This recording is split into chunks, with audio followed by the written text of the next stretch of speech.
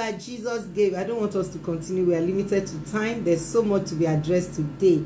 Good evening, everyone. Good evening. Good evening. Please share. Tonight is going to be powerful. There's so much that I need to give to us today. Good evening, everyone. Thank you for watching. Thank you, everyone. Please tell your friends, tell them to come into the program. Tonight is going to be powerful. It's question and answer. Ask Funke Adetuberu. Tonight's question is heavy. We are going to go into another realm of truth, of knowledge, of understanding. And when I'm answering those questions, please make sure that it resonates. Good evening, everyone. Good evening. Make sure it's resonating on the inside of you, because one thing is sure and it's true. Truth has the capacity to set free. If you know better, you will live better. It takes understanding to stand. It takes understanding to be outstanding. If you don't know better, you can't live better. We are all products of what we know and who we know. Even in the world of life, the person you know matters a lot. If you don't know people, you just be going out and be struggling. But if you know someone, you just press the button and you get what you want to get done. It's the same principle that guides spiritual truth, information. You need to know better to live better. So it takes understanding to stand.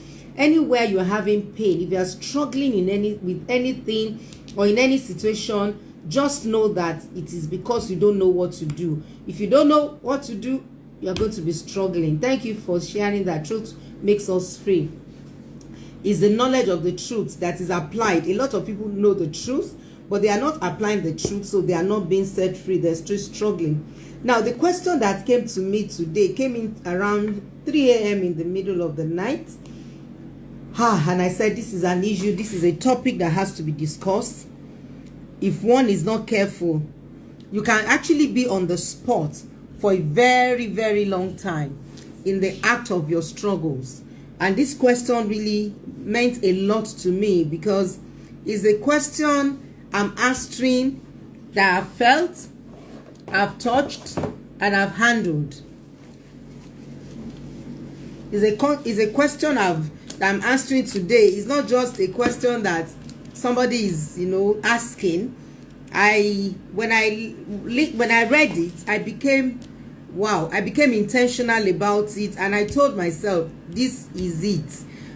I'm not going to be talking from the theoretical angle. Thank you. Happy new month, everyone. Happy new month. Apologize for not greeting us. Happy new month. To me, every day is a new month. Every month is a new day. Every day is a day, because it's the same. Well, happy new month. I pray for everyone that is going to be a month of abundant blessings in our lives. It's going to be an all-round beauty. I believe that this month will be the month we have been waiting for. Your joy will be full. You're going to be happy. Thank you for reminding me to greet everyone. Happy new month. Thank you. Now, like I said, this question I'm answering today is Ask Olufunke Adetuberu. And when that person asked this question, I just felt it's something I need to address. A lot of people don't talk about these things. They make us to, treat it as if it's everything about life is spiritual. I've said it before and I'm saying it again. We are tripartite being. Thank you. You love the show on Sunday. Thank you. We are tripartite being. We have a spirit, we have a soul, we live in a body. Please don't ever forget that you are not just the body you are seeing. You have a soul.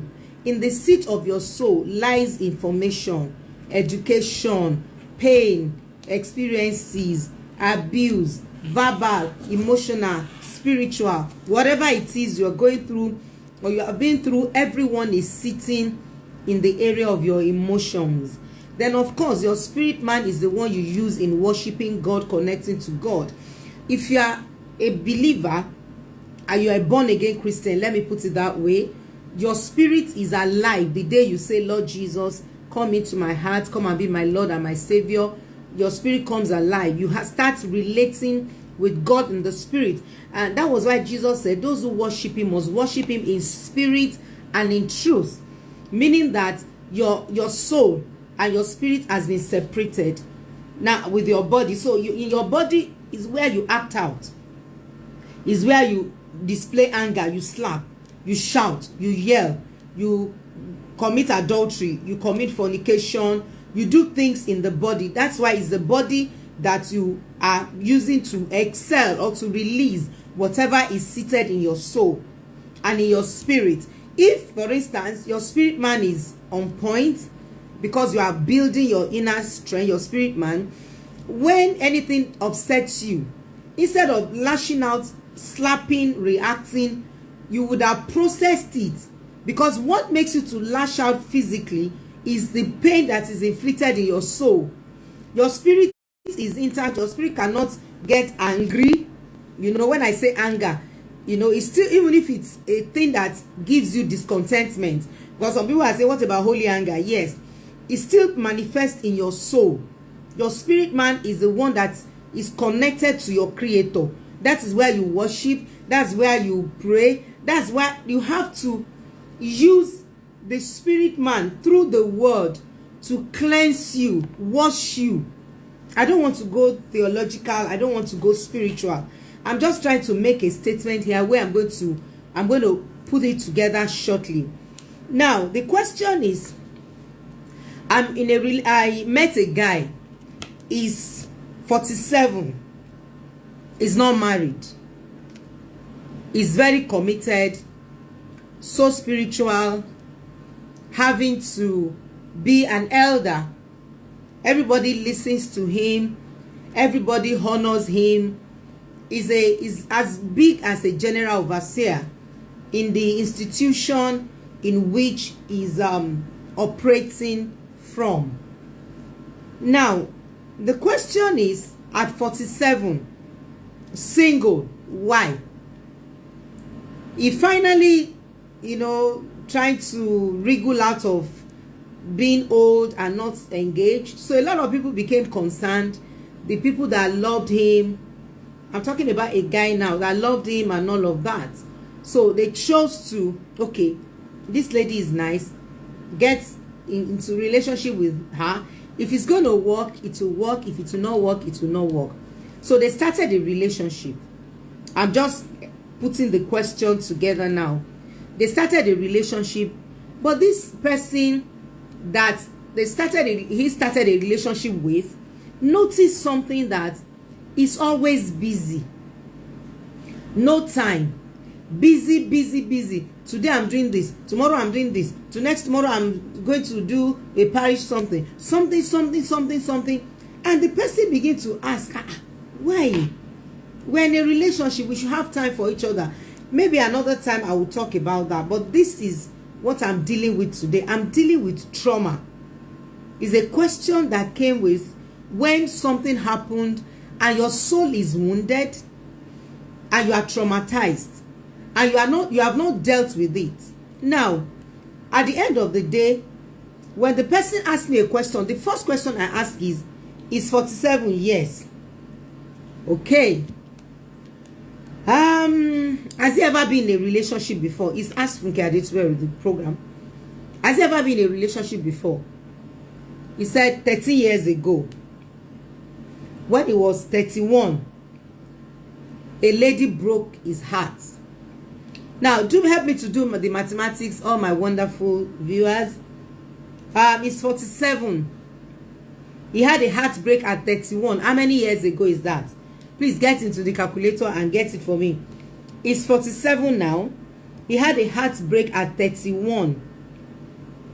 So let me know how old is he now? Heartbreak at 31, now 47. How many years? 16 years. Thank you. Thank you, my good mathematician. 16 years. Now, when the challenges came, when he was heartbroken, he resolved to something. Thank you, it's 16 years of pain. Thank you for using that word, 16 years of pain. Now, instead of addressing and dealing with the trauma of heartbreak, he zoomed into work. A lot of people zoomed into sex. Some zoomed into pornography. Some zoomed into masturbation. Some zoomed into addiction to drugs, cocaine, crack, marijuana, because of heartbreak. This man became abnormal. Now, anybody that saw him or noticed him would have said, this person is okay. At least he's dynamic, powerful man of God, preaching everywhere, going everywhere, doing exploits. Excuse me. He was using his activities to mask or to medicate a pain. That's the word. Naturally, when you have headache, you take analgesic. The same thing when you are emotionally sick, you do treatment, you treat it. Your emotion is as tangible as you are touching I'm touching my body now. It's as good as I'm feeling myself. That is how your emotional life is. If it is not addressed for 16 solid years, this man became a great man, assistant general overseer as it is. I'm just using that in the content of what I'm saying. I'm not giving you the full details of what is happening. Now, he actually zoomed to work. Some, like I said, you zoom to food. Some, you zoom to anything. Whatever you do or you use to make yourself feel good after a trauma and it's not productive, it is delicate. When I say productive, for instance, you had a heartbreak and you got into overeating, then you become obese. Or you have a heartbreak and you get involved in smoking, you are ready to have colon cancer. You can lose your liver, kidney. I'm just putting everything together. You were heartbroken and you zoomed into multiple sexual activities. You are, good evening, you are prone to sexually transmitted diseases. We were told that now we have over 70 sexually transmitted disease. Now listen, not only that, it's still STD, sexually transmitted disease. It can also be spiritually transmitted disease, because sex is not a contract, it's a covenant. When you have sold out your soul to the kingdom of darkness in the area of your sexuality, I know what I'm saying. I'm not being spiritual here. Please, if the tenet of your faith is not Christianity, please understand that this is what I stand for and this is what I'm saying. But you can actually relate it.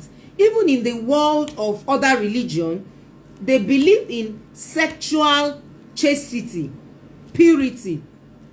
That's why they believe if you want to get married, if you want to have another wife, have her and bring her home. They don't believe that you have to keep going around and sleeping around. If you keep doing that, it is trouble for you. Now, zooming into sexual activities,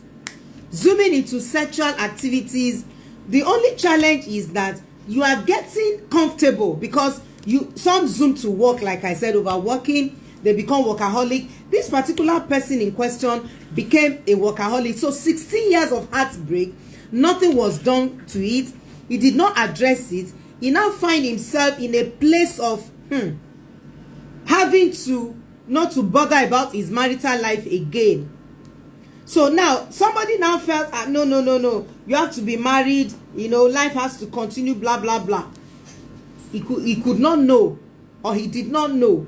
He doesn't know. He cannot explain. He cannot comprehend relating anymore, because he had stayed in the place of trauma and pain for how many years? 16 solid years. You've done the mathematics, is on the screen. 16 years. Now, the point is that zooming into, or that medicating a pain. I want to use a very simple word. That act of filling the gap of what has happened to you when you were 31, now you are 47. It could happen when you are young. You notice that so many ladies that were raped when they were young, today some of them have become sexual worker. Some of them have become prostitutes. Some of them have become so angry that drugs, marijuana, cocaine, crack, all sorts of hard drugs, They get so deep in multiple substance because they refuse to deal with what had dealt with them when they were coming up. Now, I am using a 47-year-old man now who has gotten a heartbreak at 31 and did not do anything about it, now in a relationship. I'm using that as an example, but it can happen to you from age 7, age 5, age 10, age 60, 50. What I'm saying is, the moment anything happens, you are permitted to be traumatized. And please don't let anybody use Christianity to let you know it's a lie from the pit of hell for you to say that, if you're a Christian, you are going to be okay, everything will be fine. That's not nice. That's not true. Jesus wept. Jesus was grieved. God was grieved. God has shown us that he's a tripartite being. He said it grieved him that he made man. Jesus wept. Jesus got angry. He went to the temple. They were buying and selling. He took Cain and drove them out. That is anger, the way you put it. So expressing your emotions is not an act of not being spiritual. Please get it straight. I'm taking you somewhere this evening. You can't afford to miss any moment now. It's extremely important because everyone is affected and church is oblivious. Religious people are oblivious to this. They don't bring it to the public. They don't bring it to the open. So everybody thinks, I'm not nice. I'm not okay. I am not a good person. I am bad because of the fact that I'm expressing, I'm bringing out a negative emotions. You are not abnormal. You are not bad. You are not evil. Please get it right. Everyone that understands the dynamics of what I'm talking about, when you show that, is a sign that you are human, is a sign that you are not out of order because you are a tripartite being. You have a spirit, you have a soul, you live in a body. Now, with this particular person, I'm using a question to answer this. He was involved in work. He got so close to his work that when he now found himself in a relationship, he did not know how to relate again. He doesn't know what to do. The person will call, he will not answer. He will say, I'm coming, I'm busy. Now, let me tell you something. Do you know that this attitude can continue till that person is 90? That is why you see a lot of people that are old and they don't have a significant progress in their lives. Meaning, some will not be married.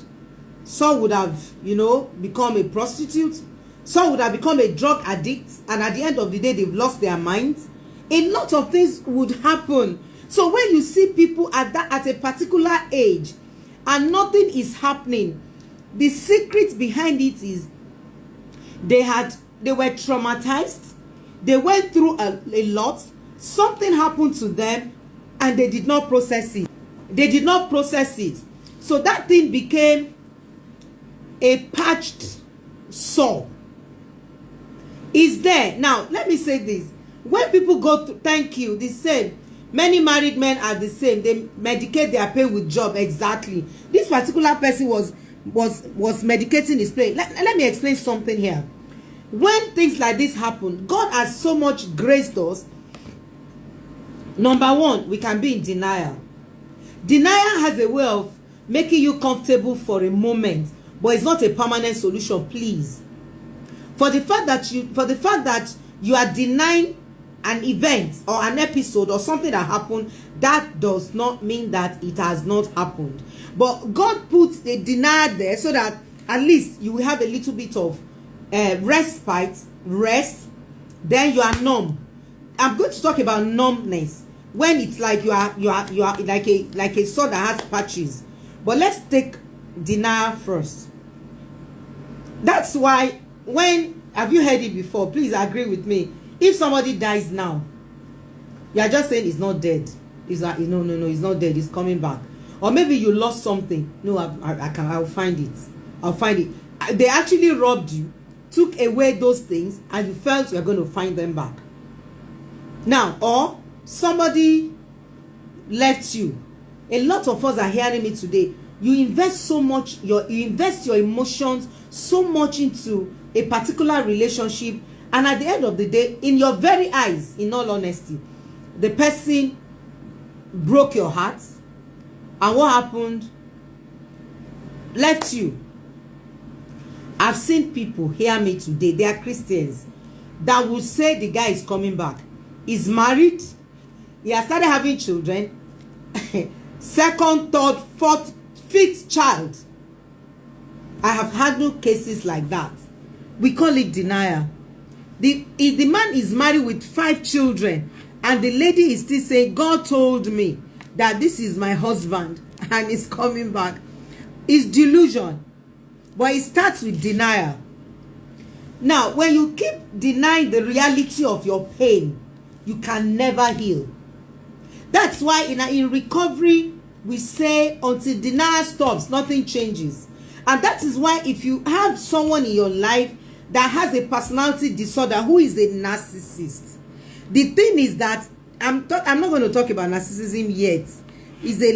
Maybe I'll do it for about 6 or 7 weeks thereabout, when I'm talking about toxic or not toxic. Now, if you look into that life, the person in question is superly in denial, just to be okay. Denial can happen for some time, but it's not going to help you until you come to terms that this thing happened. The man is dead, my heart is broken, he cheated on me, he's not coming back, he's not going to change. You will keep hoping.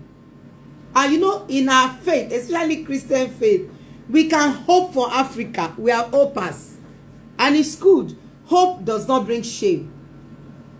The Bible says it, that hope maketh not ashamed, because the love of God is shed abroad in our hearts by the Holy Spirit, which is fine. Hope does not bring shame. A lot of people hoped for something and they got it at the end of the day. But listen to me, if you have not come to terms to the fact that this person cannot change, if he's a narcissist, this person had gone, he has gone, this person has remarried, he's remarried, this person had left me or maybe duped me, you took advantage of me, you stole my money, and you are still saying no, he will come back, he's still coming back. You are living in denial.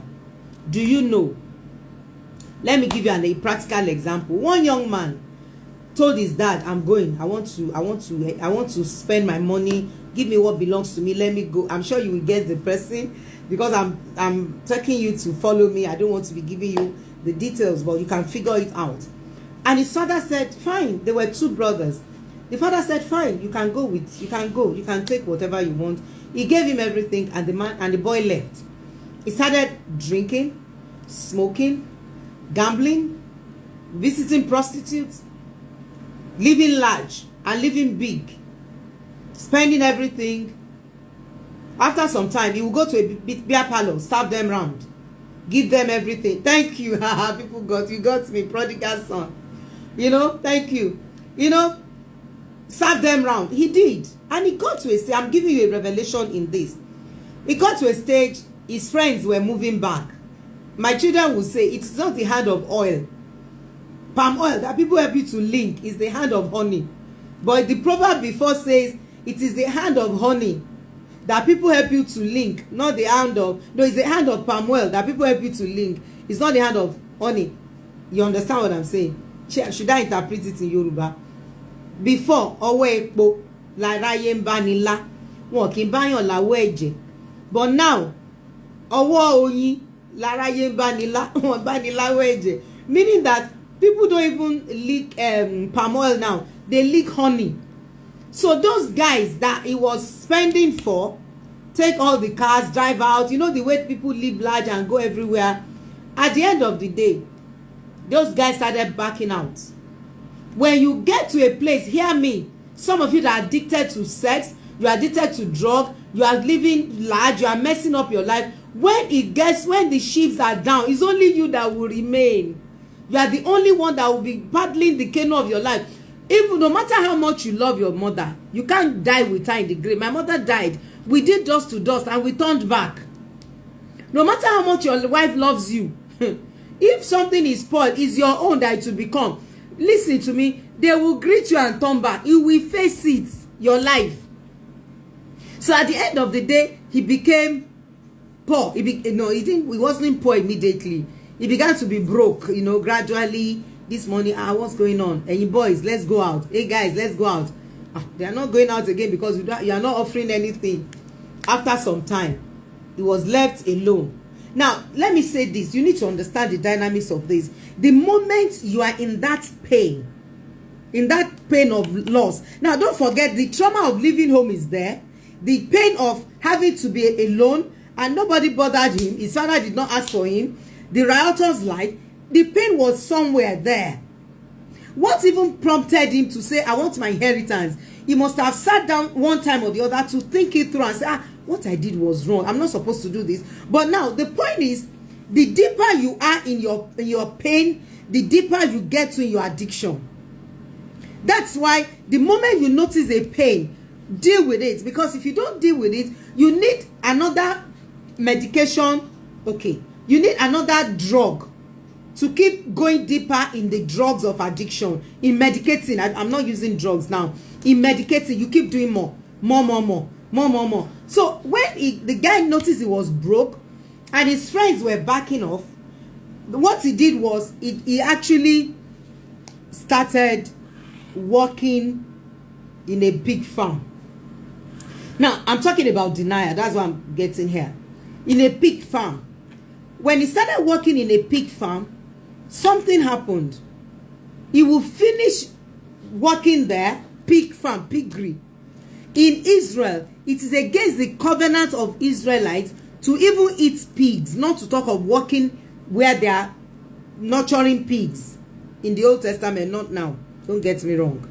Now, he now find out that after he has taken a little some money in from the pig farm, as much as maybe they are paying him one stipend or something, one money that is not even enough, he would take that money and go back to his addiction. Because now he's drenched, he's soaked in his struggle. The only way he could feel good, what addiction does for you is to make you feel good at the moment. It's a moment. That's why they will say you drink so that sorrow will go. It's a lie. You will have hangover, you come back to it again. Have hangover, you come back to it again. That is the circle of addiction. So you are not actually free. You are not free. Now, this young man discovered that after collecting salary at the pig farm, I will still get to my joints. You know the joints where guys goes. He will go to the joint, finish it again. After some time, the money he was given in that place was not even enough for him to eat. Thank you. It was not enough for him to eat.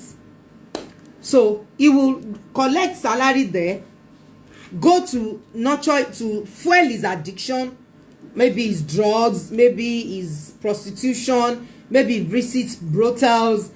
Now, that's why you see people that are under the cloak of addiction, medicating their pain because of trauma. They are deep and deep and get deeper. That's why in their marriage, their wife can count 30 women. In their business, in their job, their family can count how many places they've worked and it's not working. Why? Because they are going deeper. It's like, somebody that wants to hang himself. The hanging rope, the nose of addiction. The rope is there. When you put your neck in the rope, you can lose it. Then when you drop yourself in the rope, it keeps tightening you. Like, this is my clothes now, it's like a tie. It keeps choking you until you are dead. So this young man find out that he could not handle the finances was not enough. He could not eat with the money because he had to go back and fuel his addiction, pay the prostitutes, pay for the drugs or whatever he's medicating with. He now told himself, the best thing is, he was still in denial. Don't forget, when he was going to the joint, he was happy. When he was working in pig farm, it's still okay, everything is fine. When he goes to the process and he pays and he could not even have money to eat, had to trek home, hey, he was comfortable. But guess what? When he started eating the food of the pigs, his pain level had gotten to a place or a peak of breaking. He said, what am I doing here? Now, don't forget, he has been having fun denying it, that nothing is wrong. But now he said, what am I doing here? Me, that my father owns mansion, have everything. You know what? I'm done. That is on his side. I've not talked about trauma at all. I'm just breaking things down. Using the life of this man that, the text came in as a question. Now, he now said to himself, I'm done. Now, until you get to a place where you are done, you are tired, you can't take it anymore, nothing can happen. Don't forget, it was trauma that put the boy, the young man, the prodigal son, into pig farm to work. It was trauma that made him to be eating the food of the pigs. Now, until he says, I'm done, nothing can happen. So if you are still in denial, nothing can happen. Now, what denial does again is to make you feel there are reasons why you are doing it. You give excuses, alibi. If my husband was there for me, I wouldn't have been committing adultery. If my wife gave me sex, I wouldn't have had a girlfriend. If you can start giving yourself reasons to suit your addiction. And that's why you see a lot of people, when they are apprehended or confronted, they start giving excuses. Such are people living in denial. There's no reason for adultery. Take it to the bank. Understand that. If your wife or your husband is not meeting your emotional needs, that does not make you a prostitute. Find a counselor. I'm still going to talk about that. Get into therapy. Somebody said, why should I get into therapy? You get into therapy because if you are sick physically and you don't want to die, you go to the doctor. Therapists are emotional doctors, and they have levels, they have grades. They are emotional doctors, and your emotional life is where you are traumatized. Now, this man that is 47, he has been heartbroken at the age of 16 years ago, as we have calculated it. 16 years of trauma. He's 47 and he's not married. He's not in a relationship. A heart that was broken 16 years ago is going to be there. If this is not cautioned, if it's not addressed, he will never have a relationship. He's going to die without having a wife or children. Take it to the bank. Because until denial stops, until you realize there is a problem, you cannot be free. Now, what makes you to get into the hospital or get into therapy is the fact that you realize something is wrong and you can't take it anymore. You want a change. You want something different from the normal life you are living. You want help. The essence of seeking therapy is that I'm tired. I don't want to continue like this. It's enough. Enough is enough. Then help will definitely come. But if you are not ready for help, God himself cannot do anything. Do you know that boy, the day he said, I'm going home. Now, when you are going home, you don't even mind the condition. You don't want to be in a 5-star place. You don't want to choose for the person, for the reconciliation. No. Anywhere. Anywhere. Anywhere. You are ready to go all the way to be free from your struggle, then you are good to go. By the time he was coming back home to tell his dad, I've done badly. I've not done well. This is not good. I'm sorry. Daddy, don't even call me your child. Just make me a slave. I don't want to be involved. Guess what? There was an embrace. There was a warm welcoming. Warm welcoming. The whole city, the whole nation, the whole world knew that somebody was lost, now is found. Let me explain something to you. When you are traumatized and you start medicating your pain with your addiction, anyone, like he got to medicate his pain with work. He was walking like a jackal. He didn't have time. Now, the reason why people don't quickly want to come back to get freedom and be free from the thing they are medicating their pain with is because they are ashamed. Me, a whole me, having to be sleeping around. Me, a whole me, having to be on drugs. Me, a whole me, having to be medicating my pain with work. A whole me, watching pornography. A whole me, a prostitute. So the shame is always there, and it's a circle. That's why it is like you are choked. It's like you want to commit. It's suicidal. It's like somebody wanting to kill you with putting a suicidal rope on your neck. That's the way addiction is. Now listen, do you know what happened? The moment this boy said, "I am coming home," the moment the father heard that he's coming back, oh my God, there was a celebration. The man said, "Go and kill the fattest of all the cows in this yard. Kill it. Tell the governor, tell the president, tell my friends, get an IV. Invite everybody." Guess what? People are funny.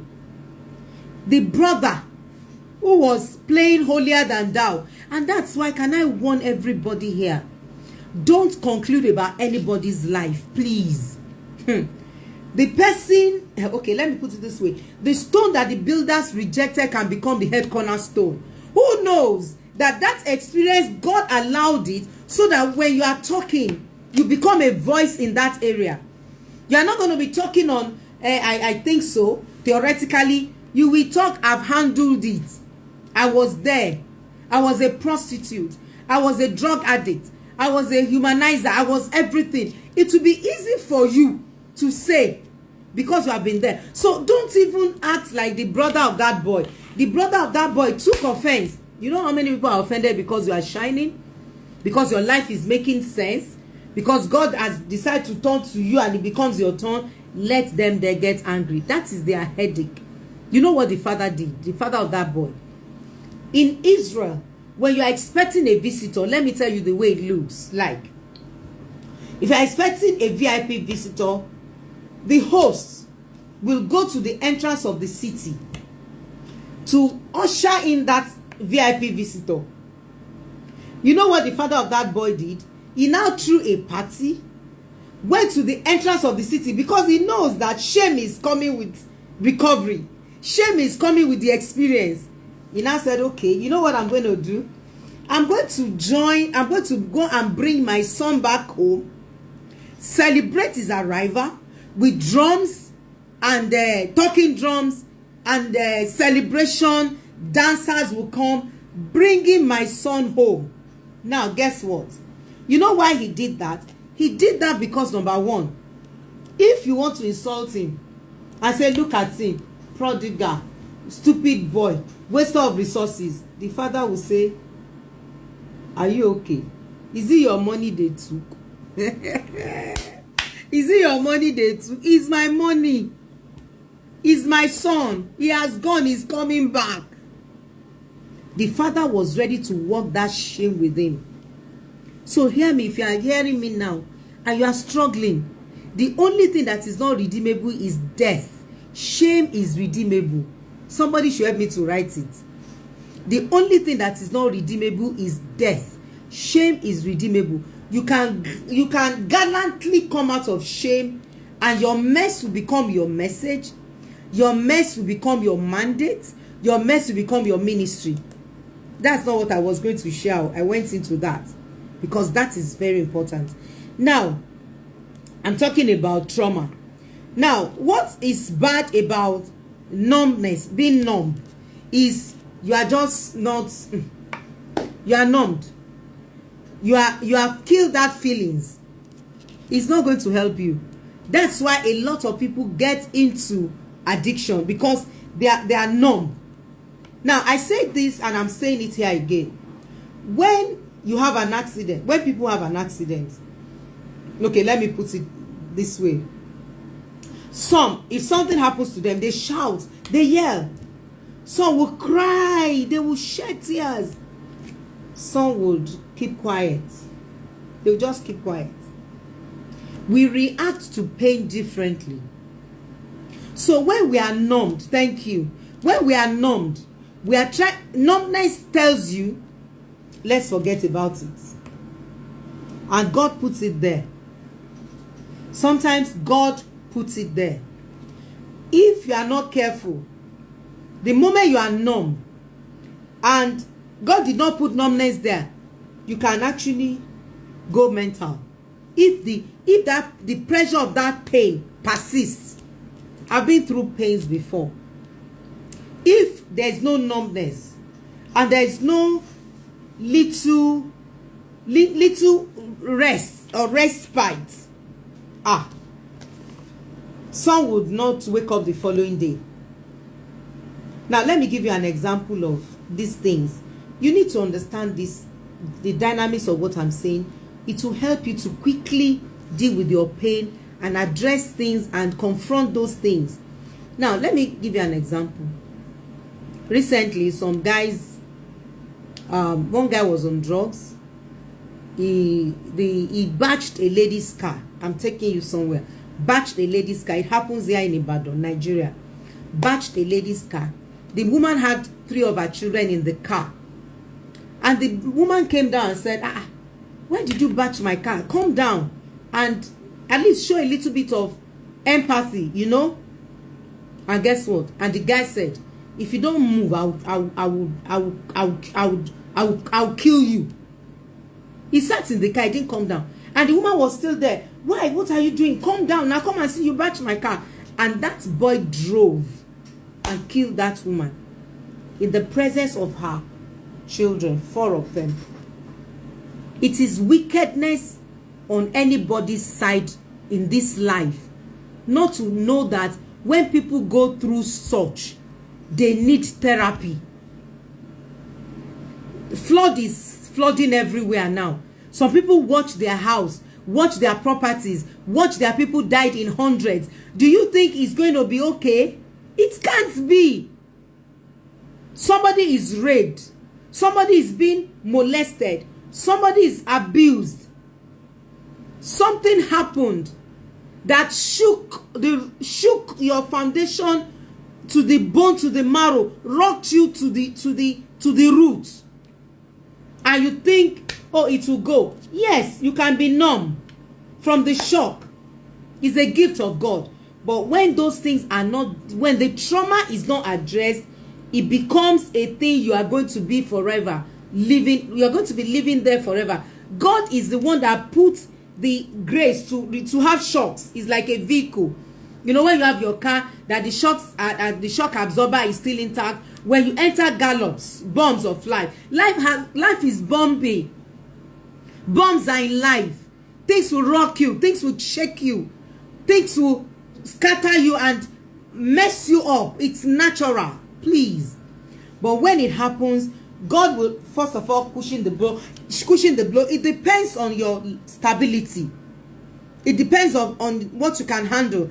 And that's why we have the scriptures to keep encouraging us. He said there's no temptation that comes to you that is not common to man, and God will not allow you to be tempted more than what you can bear. Meaning that whatever happens to you, in the tenet of our faith, we have the capacity, we have what it takes to have shocks. But if you don't have that, it could happen also to help you to handle your shocks, to mature your shocks and give you energy. Sometimes it happens like that. Now, crisis will never leave you the way it met you. Maybe you were heartbroken sometimes ago, and at the end of the day, you process it, you are matured. If a similar thing happens, you walk over it. You walk over it because you are matured. That is another discussion. But for this, shock, trauma, anything that happens, and you are numbed at the moment, please allow that numbness, that shock, allow it to bring you to a place of understanding, acceptance, realization and ask yourself, this thing is there. I'm battling with it. I've not dealt with it. If you are listening to me today and you are hearing my heart, anything that happens to you that brought you to a place of shame, embarrassment, reproach, anger, rage, pause and deal with it. Pause and intentionally, deliberately deal with it. If you don't, it's a time bomb. It's an accident that is about to happen, because natural wounds is supposed to be treated. Natural wound.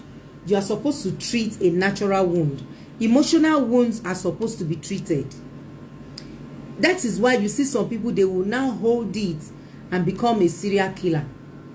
They will now hold it and become violent. Some will just switch to a life that is useless. You just be wondering, what is this? When did you turn to this? Who made you to be like this? Pain, trauma. If you have a cut, now you know the beauty of nature. Let me share this with you. The beauty of nature is this. When you have a cut, even if you don't treat it, guess what? It will still heal with time. But the wound, okay, if you look at my forehead, I had a mark there. The reason why it shows was because it was not sutured. Imagine when I had that fall and it was sutured. I might still have a scar, but it might not be as deep as this. That is exactly what I'm saying. When you have emotional wounds, you are traumatized, anything, that place can heal. It will heal by nature, naturally. But the kind of healing might not be smooth, might not be well knitted healing. Meaning that addiction, drug addiction, sex addiction, anger addiction, shopping addiction, eating addiction, any form of addiction, it will be obvious that this wound is not properly treated. I hope I'm making sense here. I'm trying to be as practical as possible, as simple as possible. That's why I'm coming down to this level. Now, if you did not treat, if that accident occurred, and thank you, if that accident occurred and it is not well sutured, you know, some they will sew it and sew the wound and put it together. Some they would have to arrange the bone. Now, if the bone is not arranged or well arranged, it will still grow, but the fracture will be there. It will be obvious that your bones are not together. But if it is well treated, for instance, maybe you lost your mom, or you lost your dad, or you lost someone you love, or something happened that broke your heart, and you have not taken time. I'm going to teach us on how to go about it. Maybe I'll just say briefly now, because I don't want to give you the problem, how the problem is, and not give you solution. Now, if it heals naturally, it's not going to look good. So as a matter of fact, that fracture, that wound, that cut will draw the attention of everybody around you. This woman, she nags. This woman, why is she smoking? Why is he drinking? Why? You're a lady. It's not ladylike to keep clubbing. Why? They are telling you that wound looks healed. Oh, I'm grateful for this. This is a revelation that I just caught now. You know, it's looking healed, but it's not healed because it's not well treated. So that is how your emotional life is. If it's not well treated, it's not well cared for, what will happen is you are going to look healed. That's why when this man got into courtship, he now realized that the heartbreak of 16 years is still there. He has used work to cover it up. Now you want to have a life, a marital relationship, and in your relationship you don't have time. You are busy. The person that is relating with you is, give me time, let's talk. You are just busy. You are not healed properly. If you are properly healed, you would have moved on. Probably the man would have even been married. 47, that's it. That's serious. You would have been married. 16 years of wasting away because you have been heartbroken, you have been traumatized, you are numb to your pain. So what I'm saying tonight is, how do I heal? What do I do? Get into therapy. A lot of people are very funny. You know, when they are told to pay for therapy, do you go to the doctor? As a matter of fact, the moment you are getting to the doctor, what happens? You are given a consultation fee. You get your card, then you pay for consultation. Then when they now give you treatment, you now get the medication. It's the same. It's the same. Now, checking yourself into recovery or therapy or healing process or recovery process is wisdom. First class, senior, bachelor, first grade. Thank you. You understand? The challenge is you enter that place of accountability. That's why when you go to a doctor, you want to see a doctor, the first thing they will do is they will get your paper. The doctor will have a paper and a pen and start writing,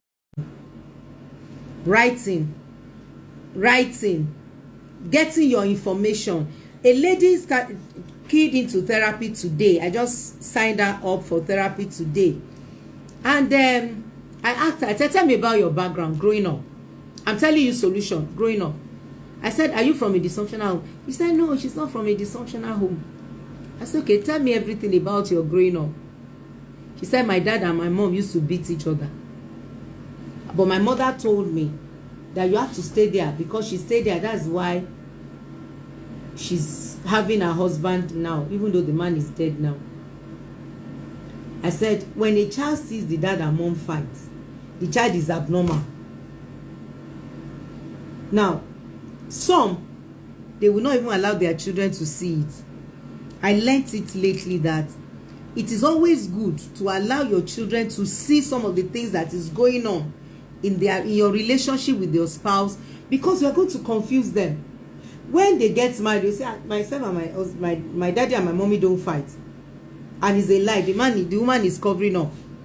Or the wife,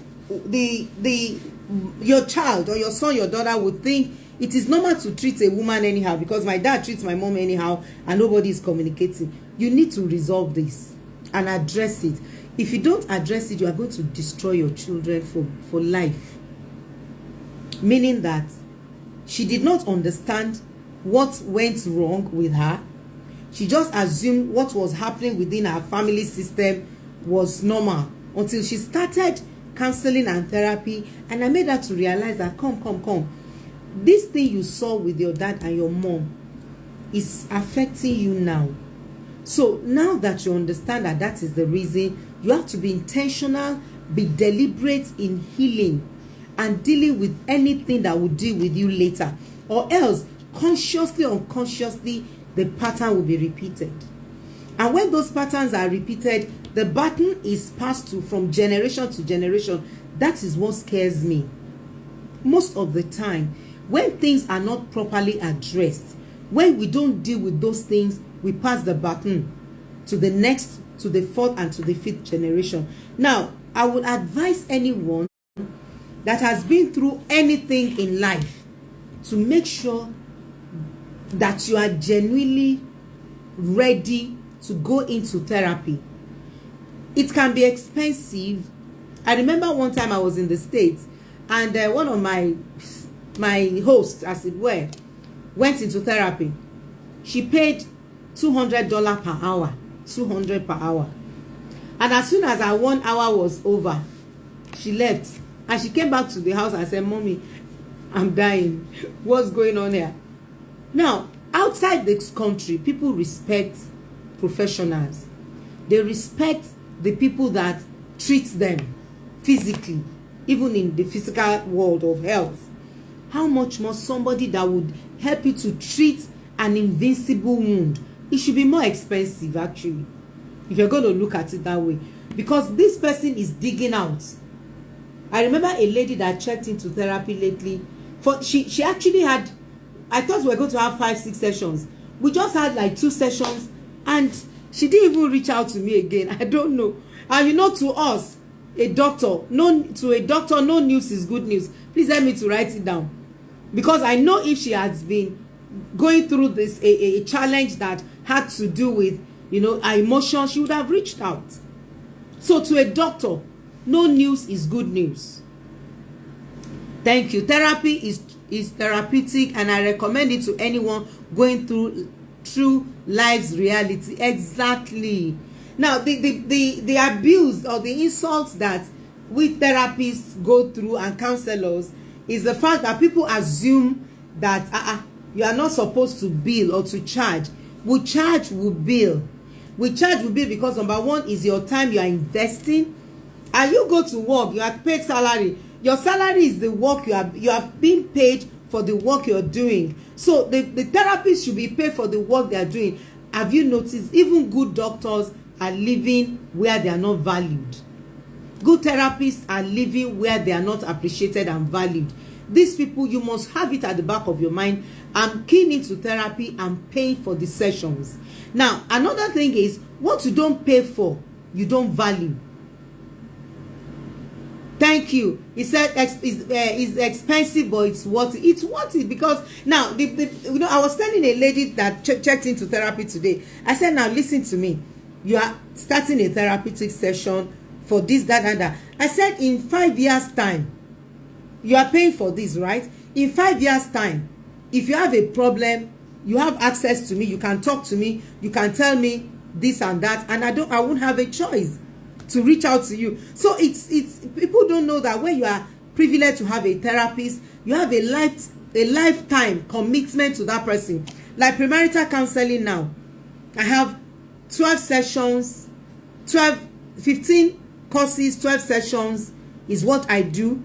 Then I do 2 bonuses, then 2 sessions after marriage. Where are you going to get that from?